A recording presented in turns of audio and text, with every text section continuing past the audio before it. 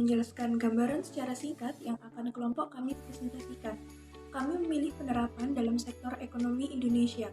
Indonesia merupakan negara berkembang yang sedang mengusahakan pertumbuhan ekonomi untuk meningkatkan kesejahteraan rakyat. Dalam mengusahakan pertumbuhan ekonomi ini, pemerintah tentunya perlu menganalisis keadaan sektor perekonomian Indonesia. Salah satunya adalah dengan menganalisis hubungan antar industri di sektor tersebut. Analisis hubungan antar industri ini dapat dilakukan dengan tabel masukan keluaran yang menggunakan data produksi dan permintaan suatu industri. Indonesia merupakan negara berkembang yang kesejahteraan rakyatnya masih relatif rendah. Menurut survei dari Bank Dunia dan Badan Pusat Statistik atau BPS, angka kemiskinan relatif Indonesia pada tahun 2014 mencapai 11% dari populasi. Sementara, angka kemiskinan absolut Indonesia pada tahun yang sama mencapai 28 juta penduduk. Angka tersebut memang relatif tidak tinggi. Namun, pemerintah Indonesia menggunakan standar yang relatif rendah dalam menentukan angka kemiskinan, yaitu penduduk yang pendapatan per bulannya kurang dari Rp312.328. Jumlah tersebut adalah setara dengan 25 US dollar, yang berarti standar hidup yang sangat rendah. Bahkan dalam pengertian orang Indonesia sendiri, analisis hubungan antar industri bisa dijadikan salah satu dasar pembuatan kebijakan. Analisis hubungan antar industri ini menggunakan tabel masukan keluaran yang memanfaatkan teori matriks. Selanjutnya, saya akan membahas sedikit tentang teori matriks. Matriks merupakan kumpulan angka atau bilangan dalam bentuk segi empat yang terdiri dari baris dan kolom. Jenis-jenis matriks yaitu matriks segitiga, matriks transpos, matriks bujur sangkar atau persegi, matriks diagonal, dan matriks identitas. Kemudian ada operasi pada matriks, yaitu operasi penjumlahan dan pengurangan, transpose matriks, inverse matriks, dan operasi baris elementer atau OBE.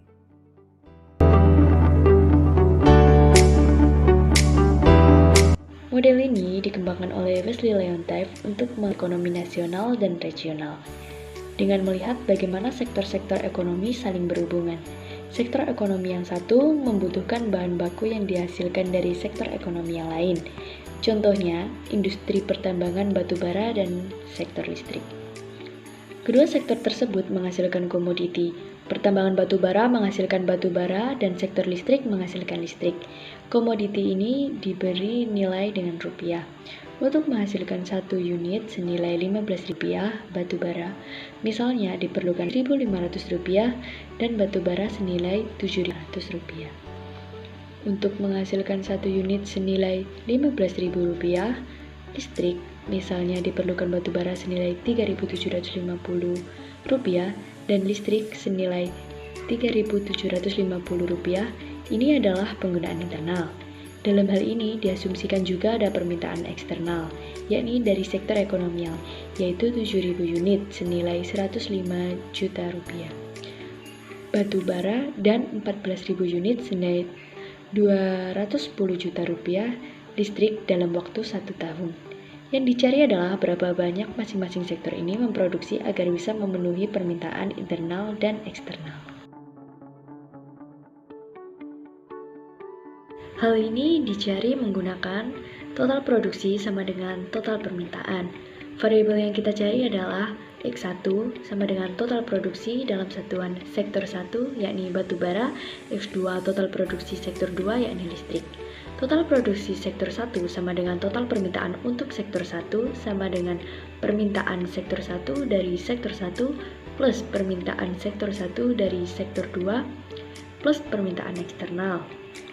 X1 sama dengan 7.500 X1 plus 3.750 X2 plus 105 juta. Total produksi sektor 1 sama dengan total permintaan untuk sektor 1 sama dengan permintaan sektor 1 dari sektor 1 plus permintaan sektor 1 dari sektor 2 plus permintaan.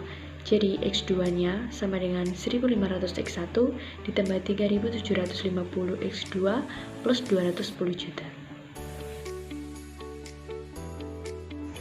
Selanjutnya yaitu model masukan keluaran. Persamaan tersebut kemudian dibuat dalam bentuk matriks, yaitu matriks X1 X2 sebagai matriks produksi sama dengan matriks 7500, 1500, 3750 dan 3750 sebagai matriks teknologi dikali matriks produksi yaitu X1 X2 ditambah matriks 105 juta dan 210 juta yang sebagai permintaan eksternal. Matriks teknologi berisi A11 sama dengan unit dari sektor 1 yang dibutuhkan untuk memproduksi 1 unit komoditi sektor 1. A12 sama dengan unit dari sektor 1 yang dibutuhkan untuk memproduksi 1 unit komoditi sektor 2. A21 sama dengan unit dari sektor 2 yang dibutuhkan untuk memproduksi 1 unit komoditi sektor 1. A22 sama dengan unit dari sektor 2 yang dibutuhkan untuk memproduksi 1 unit komoditi sektor 2. Untuk menyelesaikan persamaan di atas, X sama dengan AX tambah D. X kurang AX sama dengan D. IX kurang AX sama dengan D. Buka kurung I kurang A tutup kurung kali X sama dengan D. X sama dengan buka kurung I kurang A tutup kurung kurang 1.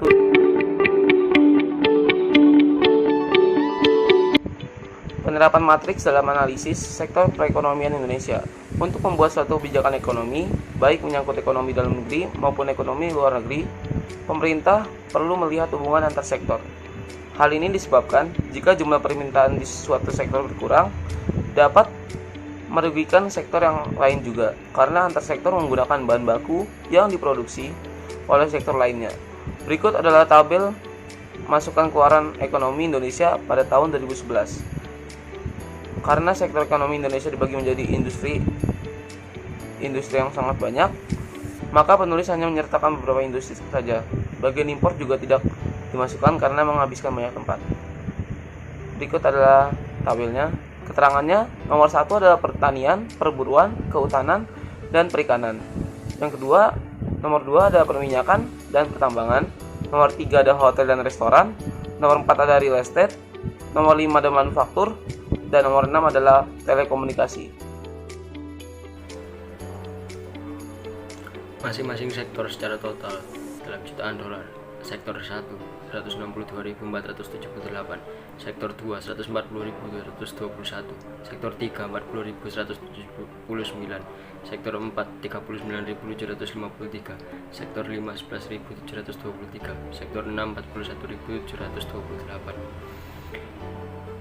Pada tabel masukan keluaran di atas, baris menyatakan sektor yang memberi bahan baku, sementara kolom menyatakan sektor yang menggunakan bahan baku. Misalnya, baris 4 kolom 3 berarti sektor real estate memproduksi bahan baku untuk sektor hotel dan restoran senilai 682 juta dolar. Dengan melihat tabel tersebut, maka pemerintah bisa mengetahui sektor mana yang jika hasil produksinya atau permintaannya berkurang juga membawa dampak negatif bagi sektor yang lain. Namun melihat dari tabel tersebut saja belum cukup. Ada perhitungan yang harus dilakukan. Dari tabel tersebut terlihat bahwa sektor pertanian, perburuan, kehutanan, dan perikanan tidak menggunakan bahan baku yang dihasilkan dari sektor perminyakan dan pertambangan. Sehingga jika permintaan terhadap sektor 1 berkurang, tidak akan mempengaruhi permintaan terhadap sektor 2. Hal ini belum tentu benar. Jika tabel tersebut disederhanakan terhadap kedua sektor itu saja, maka menjadi seperti berikut.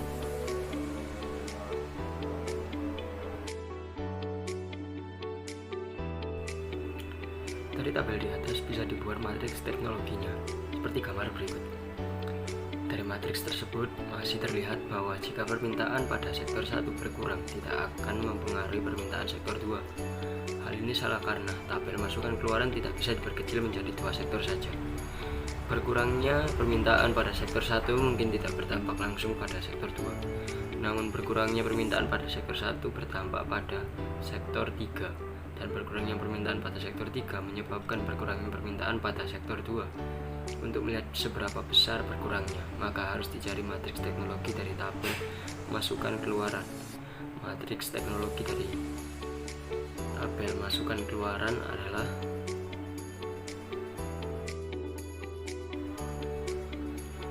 matriks teknologi dari tabel masukan keluaran adalah seperti gambar berikut.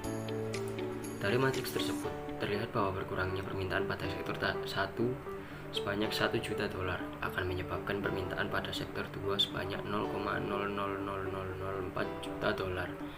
Baris 2 kolom 1. Namun, matriks teknologi ini masih belum sepenuhnya benar karena penulis tidak memasukkan semua sektor pada tabel masukan keluaran tersebut.